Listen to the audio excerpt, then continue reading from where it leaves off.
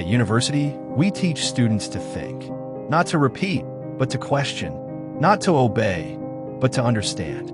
Critical thinking is treated like a muscle. You train it, you stretch it, you admire it, and then the student graduates and walks into a workplace where the first rule is, this is how we do things here.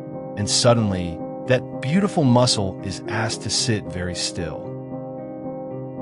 The core conflict. Universities say, ask why. Organizations often say, just do what? Universities reward good questions. Workplaces reward smooth execution. And here is the paradox. The same companies that complain we lack innovation often create environments where thinking too much is inconvenient.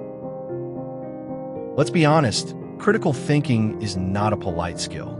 A critical thinker becomes skeptical. In business, this looks like not buying the slide deck immediately. A critical thinker may overthink. Management calls this slowing down decisions.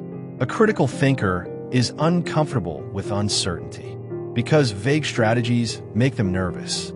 A critical thinker questions authority, not to rebel, but to understand responsibility. And yes, this can create friction, especially in hierarchical systems where clarity flows one way, downward. But here's the twist. Critical thinking is not the enemy of hierarchy. Unmanaged critical thinking is. The real problem is not thinking. The problem is where thinking is allowed to live. Smart organizations do something very simple and very rare.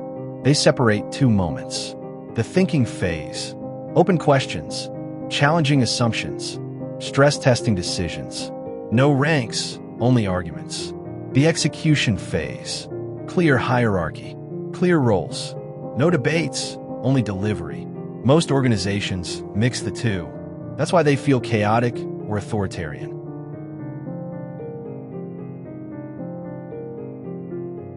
What universities should teach and companies should accept. Critical thinking does not mean constant opposition, endless debate, intellectual ego. It means knowing when to question, knowing how to disagree, knowing when to commit, even to imperfect decisions. This is not rebellion. This is professional maturity.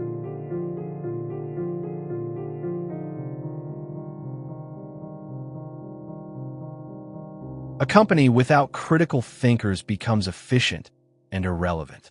A company with unmanaged critical thinkers becomes noisy and slow. The future belongs to organizations that say, think freely before the decision, execute fully after the decision. That is how universities and workplaces stop fighting and start speaking the same language. Thinking is not the problem. Timing is. Business is not just about numbers, and philosophy is not just about ideas. Business asks what works. Philosophy asks why it works. When you bring them together, you don't just build companies. You build thinking systems where ideas are tested, power is questioned, and thinking is allowed, but always with responsibility. This is Gavril Talks Business and Philosophy.